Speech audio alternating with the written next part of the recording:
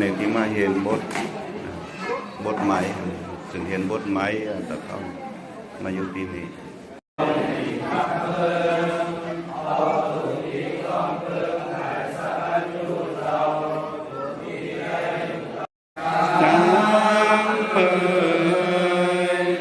ฟังปล่อยฟังก่อนต้อน้องปีตั้งหลายใส่คือเจอยินใจจากของเฮาคาฟังเนอปีกำยีขาติจาก่าวตานเป่ากี่การห้องตัวพัมเมอการนั้นว่าเจริญก็เป็นวัฒนาจากอย่า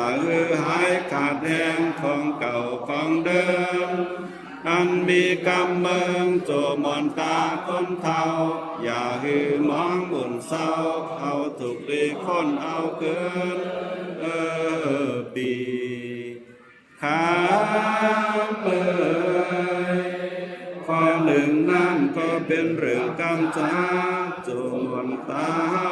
ถูกดีเอาการจับใจในคอก็มีใจไหนโซเป็นบนเป็นงันกำมันโลเห็นคนเท่าปีขาเมยกันว่าไปรู้ดีก็จ่อยกันของอันว่าขอทนสองก็เป็นข้อหนุ่มเตี่ยวไตและเสือแตกกุงก็เป็นการโคหนุ่มฝ่ายคุณใจอย่าปันหายลายหนุ่มตามคนเท่ายามเบื่อใหญ่ตินเตี้ยวไต่เต้าก็ตัวง่ายตาคนเตี้ยวว่าโหไปบนซ้ำขาดเคนโหเขาก็สุกโมกโนเป็นโคหนุ่มฝ่ายคนใจปีขาเปิดผู้เลยเผยกี่อาสอนดอกไฟก่อห่มตื้อที่ว่าโตนางเสือโจปานคนเท่าเป็นนางเสือเก้าเงาเป็นหีดกำเมืองเท่าถูกดีจอมเปิงขายสับกันโยเจ้าถูกดีใจลูกเต้าเห็นสืบกันไปแต้มเสียงอันใดก็แจ้งใสสว่างตามจังเราขึ้นออกใด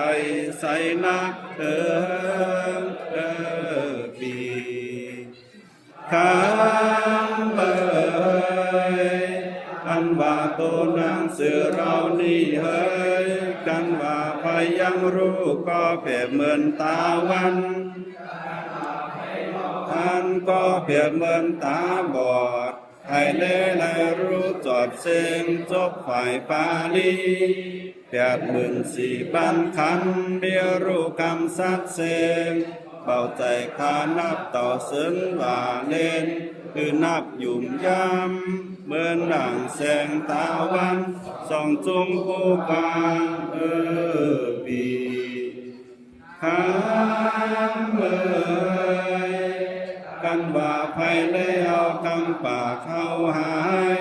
จากเฮาก็ตีกายเจอเกิดตกไตขึ้นกองสังอ่ำไดวอดไว้หายกว่าลอยเป่าสุนวันนาปีข้ามเอ่ยอันบาวัฒนธรรมโจมอนตาเฮา